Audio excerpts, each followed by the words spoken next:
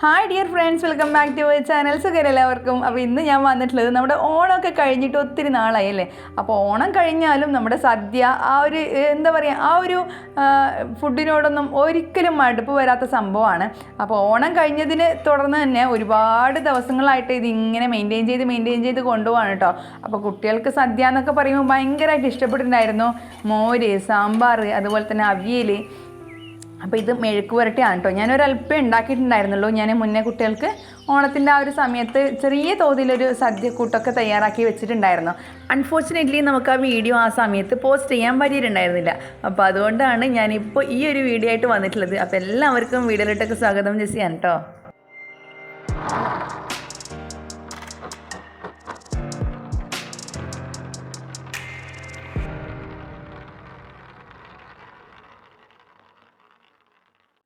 ഓണം എന്നൊക്കെ പറയുമ്പോൾ നമ്മളെ സംബന്ധിച്ച് എല്ലായിടത്തും ആഘോഷിക്കുന്ന ഒരു അടിപൊളി സെലിബ്രേഷനാണ് കേട്ടോ. അപ്പോൾ ഞങ്ങളുടെ നാട്ടിലും ഞങ്ങളുടെ പരിസരത്തൊക്കെ ആയിട്ട് സ്കൂളുകളിലും അതുപോലെ തന്നെ വീടിൻ്റെ പരിസരങ്ങളിലൊക്കെ ആയിട്ട് ഓണത്തിൻ്റെ ഒരുപാട് പ്രോഗ്രാംസും കാര്യങ്ങളൊക്കെ ഉണ്ടായിരുന്നു. അപ്പോൾ സ്കൂളിലെ പ്രോഗ്രാംസ് ഞാൻ പഴയ ഒരു വീഡിയോയിൽ ഇട്ടിട്ടുണ്ട് കേട്ടോ, മുന്നേ ഒരു വീഡിയോയിൽ ഇട്ടിട്ടുണ്ട്. അപ്പോൾ കാണാത്തവരൊന്ന് പോയി കണ്ടു നോക്കുക. അതുപോലെ തന്നെ നമ്മുടെ ഗ്രൂപ്പിൻ്റെ അടിപൊളി ഓണം സെലിബ്രേഷനൊക്കെ ഞാൻ ഇട്ടിട്ടുണ്ട്. അപ്പോൾ അതും കൂടി കാണാത്തവരൊന്ന് പോയി കണ്ടു നോക്കുക. എന്നിട്ട് പിന്നെ അത് കഴിഞ്ഞിട്ടാണ് ഞാൻ ഈ ഒരു വീഡിയോ പോസ്റ്റ് ചെയ്യുന്നത്. അതുകൊണ്ട് തന്നെ ഒരുപാട് ലേറ്റ് ആയിട്ടുണ്ട്, സോറി കേട്ടോ. അഗൈൻ സോറി പറയുകയാണ്. അപ്പോൾ എന്താ പറയുക, നമ്മുടെ വീടിൻ്റെ പരിസരത്തൊക്കെ ആയിട്ട് ഓണത്തിൻ്റെ സെലിബ്രേഷനൊക്കെ ഒരുപാട് നടന്നിട്ടുണ്ടായിരുന്നു കേട്ടോ. ഗാനമേളയും അതുപോലെ തന്നെ ഡാൻസും കുട്ടികളുടെ ഗെയിംസും വലിയവരുടെ ഗെയിംസും ഒക്കെ ആയിട്ട് ഒരുപാട് ഗെയിംസും കാര്യങ്ങളൊക്കെ നടന്നിട്ടുണ്ടായിരുന്നു. പക്ഷേ അതൊന്നും എനിക്ക് വീഡിയോ എടുക്കാൻ വേണ്ടി പറ്റിയിട്ടുണ്ടായിരുന്നില്ല കേട്ടോ. അപ്പോൾ ഞാൻ ഇന്നത്തേതിൽ ഞാൻ നമ്മുടെ കുട്ടികൾക്കായിട്ട് ഒരുക്കിയിട്ടുള്ള സദ്യ കൂട്ട് എന്തൊക്കെയാണെന്നുള്ളതാണ് ഞാൻ ഇന്നത്തെ വീഡിയോയിൽ ഉൾപ്പെടുത്തിയിട്ടുള്ളത്. അപ്പോൾ കണ്ടു നോക്കിക്കഴിഞ്ഞാൽ നിങ്ങൾ ഇഷ്ടപ്പെട്ടത് മാത്രം ലൈക്ക് ചെയ്യുക. അതുപോലെ തന്നെ വീഡിയോ പറ്റിയിട്ടുള്ള കമൻറ്റ് എന്തായിരുന്നാലും എഴുതി അറിയിക്കുക കേട്ടോ. അപ്പോൾ ക്യാബേജ് തോരനാണ് കേട്ടോ ഇവിടെ തയ്യാറാക്കാൻ വേണ്ടി പോകുന്നത്. അപ്പോൾ ക്യാബേജ് തോരനായിട്ട് എല്ലാ സംഭവങ്ങളും ഇവിടെ ഓൾമോസ്റ്റ് തയ്യാറാക്കി വെച്ചിട്ടുണ്ട്. ഇനി ഞാൻ പച്ചടിയാണ് ഉണ്ടാക്കുന്നത് കേട്ടോ. വെള്ളരി കൊണ്ടാണ് ഞാൻ പച്ചടി ഉണ്ടാക്കുന്നത്. ഒരല്പം മാത്രമേ ഉള്ളൂ കേട്ടോ വെള്ളരി.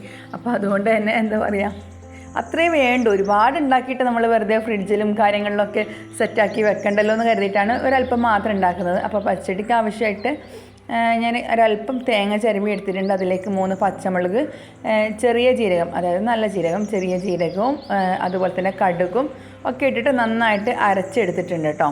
നന്നായിട്ട് ഫൈനായിട്ട് അരച്ചെടുത്തിട്ടുണ്ട്. ഒരല്പം മാത്രം വെള്ളം മിക്സ് ചെയ്താൽ മതിയാവും. ഒരുപാട് വെള്ളം ഒഴിച്ചിട്ട് ഇതങ്ങനെ ലൂസാക്കേണ്ട കാര്യമൊന്നുമില്ല. അപ്പം ഞാനിത് നല്ല തിക്കായിട്ട് തന്നെ അരച്ചെടുത്തിട്ടുണ്ട്. സദ്യ എന്നൊക്കെ പറയുമ്പോൾ എല്ലാവരും കരുതും ഒരുപാട് ഡിഷും കാര്യങ്ങളൊക്കെ, ഒരുപാട് സെപ്പറേറ്റ് ഐറ്റംസ് തയ്യാറാക്കേണ്ടേ, അപ്പോൾ അതൊന്നും നമുക്ക് പറ്റില്ല എന്നൊക്കെ വിചാരിക്കും.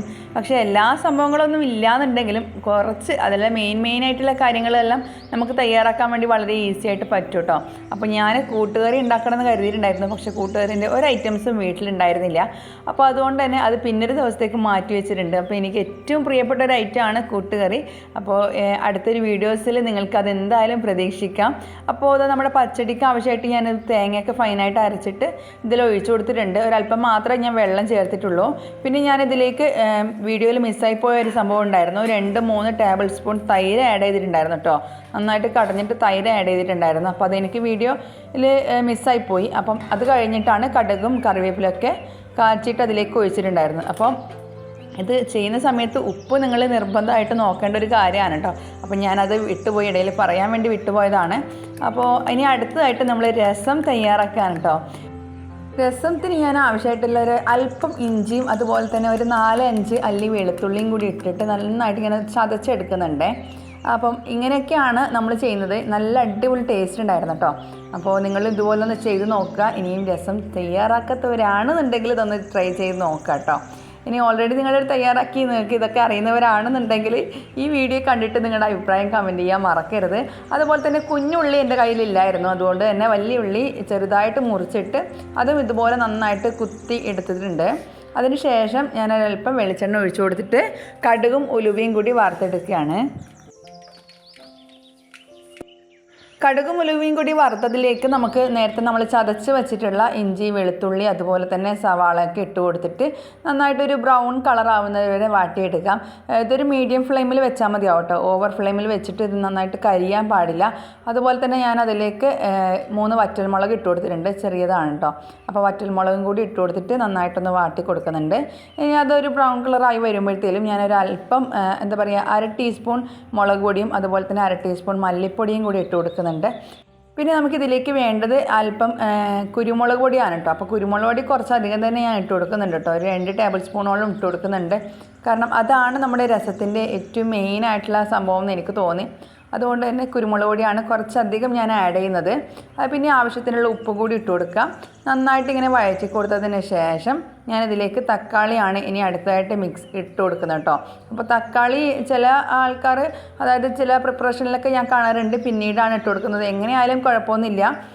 നമ്മൾ പുളിയൊക്കെ പിഴിഞ്ഞ് ഒഴിച്ചതിന് ശേഷം തക്കാളി ഇട്ട് കൊടുക്കുന്നവരുണ്ട്. അതായാലും കുഴപ്പമൊന്നുമില്ല. പക്ഷേ ഞാൻ ഇങ്ങനെയാണ് ചെയ്യുന്നത് കേട്ടോ. നല്ല ടേസ്റ്റ് ഉണ്ടായിരുന്നു കഴിക്കാനായിട്ട്. കുട്ടികൾക്കും ഭയങ്കര ഇഷ്ടമുണ്ടായിരുന്നു. അപ്പം ഞാനിത് 2-3 തവണയായിട്ട് ഉണ്ടാക്കിയിട്ടുണ്ട്. ഓക്കെ, അങ്ങനെ തക്കാളിയെല്ലാം മുറിച്ച് അതിനുശേഷം ഞാൻ ഒരല്പം കറിവേപ്പിലയും കൂടി ഇട്ട് കൊടുത്തിട്ട് നന്നായിട്ടൊന്ന് വഴറ്റി കൊടുക്കുന്നുണ്ട്. ഇനി ഇതിലേക്ക് ഞാനൊരു നെല്ലിക്ക വലുപ്പത്തിലുള്ള പുളി നേരത്തെ തന്നെ പുതിർത്തി വെച്ചിട്ടുണ്ടായിരുന്നു. അപ്പോൾ അതൊക്കെ നന്നായിട്ട് പിഴിഞ്ഞെടുത്തിട്ട് അതിൻ്റെ ചാറാണ് കേട്ടോ ഞാനിങ്ങനെ ഒഴിച്ചു കൊടുക്കുന്നത്. അപ്പോൾ നല്ല തിക്കായിട്ട് തന്നെ ഞാൻ പുളിയുടെ വെള്ളം ഒഴിച്ചു കൊടുക്കുന്നുണ്ട് കേട്ടോ. അപ്പോൾ ആവശ്യത്തിനുള്ള ഉപ്പ് കൂടി നിങ്ങൾ ആഡ് ചെയ്യാൻ മറക്കരുത്. അതിലേക്ക് പിന്നീട് ഞാൻ 3 കപ്പോളം എക്സ്ട്രാ പച്ചവെള്ളം ആഡ് ചെയ്തിട്ടുണ്ട് കേട്ടോ. അപ്പോൾ ഇത് നന്നായിട്ട് തിളച്ച് അതിൻ്റെ എല്ലാ സത്തും അതിലേക്ക് ഇറങ്ങി വരണം. നിങ്ങളുടെ കയ്യിൽ മല്ലിയിലൊക്കെ ഉണ്ടെന്നുണ്ടെങ്കിൽ അതും കൂടി ഇട്ട് കൊടുക്കണം കേട്ടോ. രസത്തിൻ്റെ മെയിൻ കോറാണ് മല്ലിയില. അപ്പോൾ അതും കൂടി ഇട്ട് കൊടുക്കാം. അപ്പോൾ ഞാനെല്ലാം കൂടി ഇട്ട് കൊടുത്തിട്ട് നല്ല തിളയൊക്കെ വന്നിട്ട് നല്ല സ്മെല്ലൊക്കെ വരുന്നുണ്ട് കേട്ടോ. അപ്പോൾ അതിൻ്റെ ഇടയിൽ തന്നെ ഞാൻ പായസം കൂടി തയ്യാറാക്കിയിട്ടുണ്ടായിരുന്നു. പക്ഷേ എനിക്കതിൻ്റെ വീഡിയോ എടുക്കാൻ വേണ്ടി പറ്റിയിട്ടുണ്ടായിരുന്നില്ല. നമ്മളൊരു കാര്യം തന്നെ മെയിനായിട്ട് കോൺസെൻട്രേറ്റ് ചെയ്യുന്ന സമയത്ത് മറ്റേ കാര്യം ഞാൻ എടുക്കാൻ വിട്ടു പോകുന്നതാണ് കേട്ടോ. അപ്പോൾ അതുകൊണ്ട് തന്നെ റേഷൻ കടയിൽ നിന്ന് കിട്ടിയ അരി വെച്ചിട്ടാണ് ഞാൻ ഈ ഒരു പാൽപ്പായസം തയ്യാറാക്കിയിട്ടുണ്ടായിരുന്നത്. അപ്പോൾ നല്ല ടേസ്റ്റ് ഉണ്ടായിരുന്നു. എല്ലാവർക്കും നല്ലതായിട്ട് ഇഷ്ടപ്പെട്ടിട്ടുണ്ടായിരുന്നു കേട്ടോ. പിന്നെ നമ്മൾ ഓണം കഴിഞ്ഞാലും നമ്മുടെ ഫ്രിഡ്ജിൽ ഈ ഒരു സംഭവത്തിൻ്റെ ബാക്കി ഐറ്റംസൊക്കെ വെച്ചുകൊണ്ടിരിക്കുമല്ലോ. അപ്പോൾ ഓണം കഴിഞ്ഞ് 2-3 ദിവസത്തേക്കൊക്കെ നമ്മൾ എന്താ പറയുക, ഈ പായസമായാലും രസം പിന്നെ 2-3 ദിവസത്തോളം നല്ലോണം നിൽക്കും കേട്ടോ. അതുകൊണ്ട് തന്നെ അതിൻ്റെ ആ ഒരു കുഴപ്പമില്ല. അത് ഫ്രിഡ്ജിൽ വെക്കണം എന്ന് തന്നെ ഇല്ല. നല്ലൊരു ടേസ്റ്റും കാര്യങ്ങളൊക്കെയാണ്. അപ്പോൾ ഇത്രയും ഐറ്റംസാണ് കേട്ടോ ഞാൻ ഇപ്രാവശ്യത്തെ ഓണം കഴിഞ്ഞിട്ട് ഞാൻ എൻ്റെ കുട്ടികൾക്ക് ഉണ്ടാക്കി കൊടുത്തിട്ടുള്ള കൊച്ചു ഓണസദ്യ.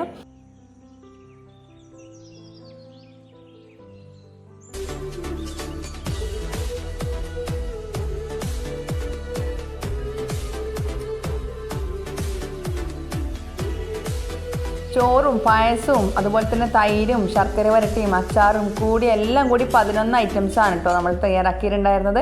അപ്പോൾ ശർക്കര വരട്ടി നമുക്ക് നമ്മുടെ റേഷൻ കടയിൽ നിന്ന് കിട്ടിയിട്ടുണ്ടായിരുന്നതാണ്. അപ്പോൾ എല്ലാവർക്കും അത് കിട്ടിയോ എന്തൊക്കെയാണെന്നുള്ളത് ഒന്ന് കമൻറ്റ് ചെയ്യാം കേട്ടോ.